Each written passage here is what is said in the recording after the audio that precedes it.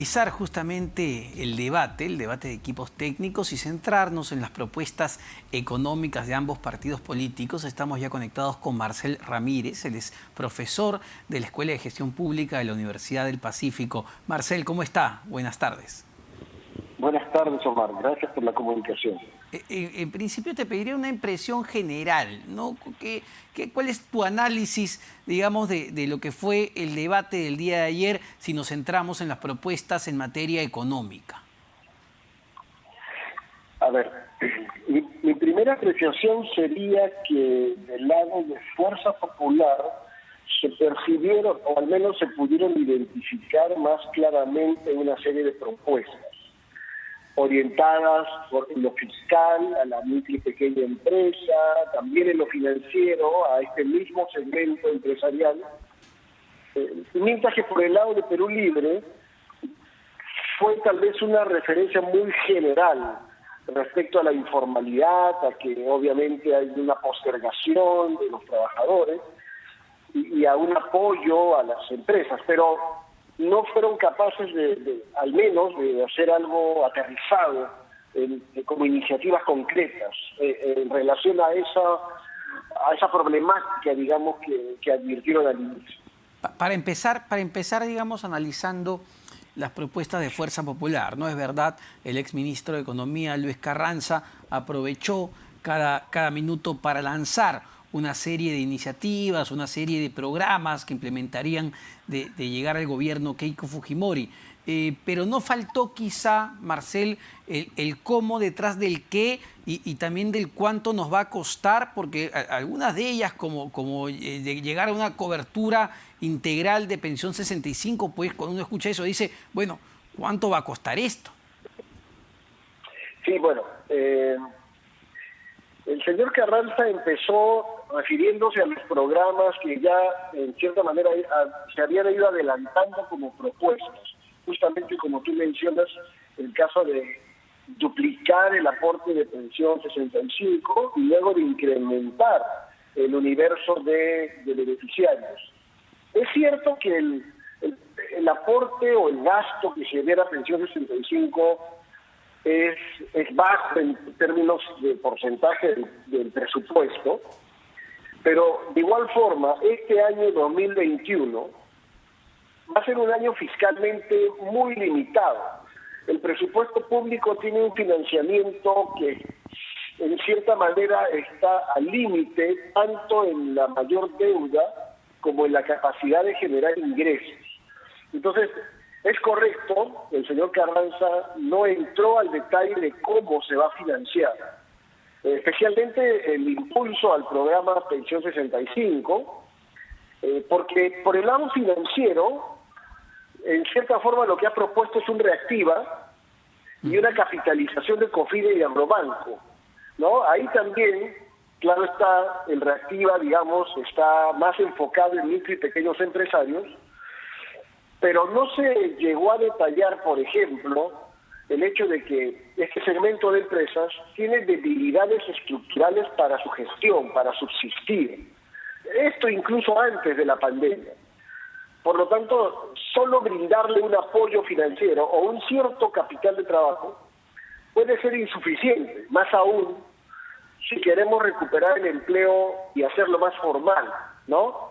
Porque de por sí estas empresas, por su baja productividad, tienen ese problema de generar empleo, pero es un empleo vulnerable, ¿no? Claro, algo precario, un empleo precario. Ahora, del otro lado, Marcel, del lado del señor Pari, de Perú Libre, pues ahí sí, no sé cuál es tu percepción, pero no solo faltó el cómo, sino el qué. Es decir, no se escuchó prácticamente ninguna propuesta concreta, a no ser esta idea que lanzó de apoyar también con créditos a los micro y pequeños empresarios.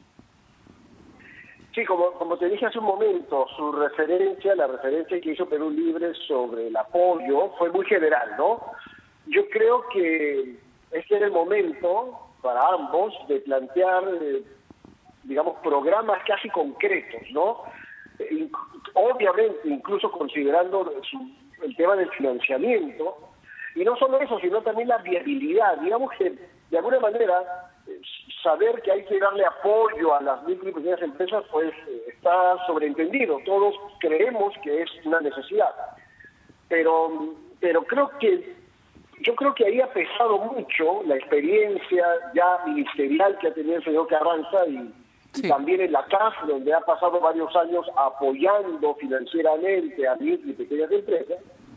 Y aparte con el tema de transformación digital, y por el lado del señor Pari, que justamente creo que esa era una de las debilidades. No se observaba un conocimiento tampoco muy profundo de los problemas, y por ello creo que el planteamiento quedó muy como en la superficie, como en una buena intención, ¿no? Ahora, temas de ambos lados, Marcel, temas que te hayan parecido que no se tocaron, que no se abordaron, grandes temas ausentes que debimos escuchar de ambos técnicos.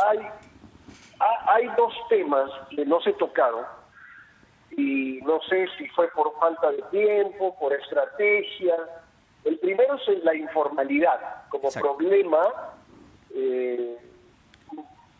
que tenemos muy presente y que de alguna manera venimos tolerando como si fuera un fenómeno con el que es posible subsistir, y la pandemia ha demostrado que es imposible que un país pueda llamarse en desarrollo, incluso si es que no se enfrenta a la informalidad. Y el otro tema es, y obviamente este tema de informalidad está ligado con un tema de reforma laboral, está ligado con un tema de una reforma previsional también, entonces tiene varias aristas. Y el otro tema, que tiene que ver ya por el lado del financiamiento, es el, de manera general, llamado reforma tributaria. Se le hizo una pregunta a los dos, al señor Pari y al señor Carranza, y el señor Carranza señaló que iban a analizar el tema tributario por el lado de la eficiencia en la producción. No, de alguna manera, dio a entender, debió ser más claro, pero dio a entender que no se están preocupando mucho en el primer y segundo año por cómo se va a financiar lo que están planteando. Ya en otras ocasiones ha dejado entrever que como hay recursos que no se gastan, es como que de alguna manera hay dinero suelto que se puede reasignar, ¿no?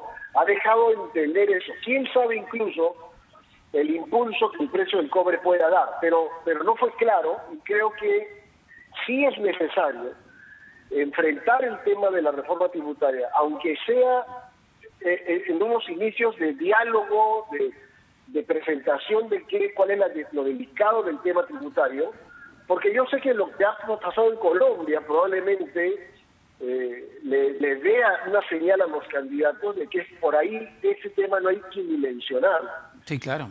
Pero creo que la situación fiscal sí, en algún momento va a obligar a tocar el tema, y la reforma tributaria es un tema que no es, como lo ha manejado Colombia, simplemente voy a imponer un cambio, no, sino que en el caso peruano, después de 30 años de ausencia de cambios, se necesita un diálogo más amplio para explicar justamente esto, el problema de la informalidad, una reforma previsional que puede necesitar recursos también. Un consenso que no solo se va a tener que dar en el próximo Congreso, sino un consenso con la propia ciudadanía para no repetir los errores que tú muy bien anotas, Marcel, han ocurrido ya en Colombia. Muchísimas gracias. Marcel Ramírez, profesor de la Escuela de Gestión Pública de la Universidad del Pacífico. Pero todavía quedan algunos días, esperemos escuchar más propuestas, pero no solo más propuestas, sino cómo se van a financiar, de dónde va a salir la plata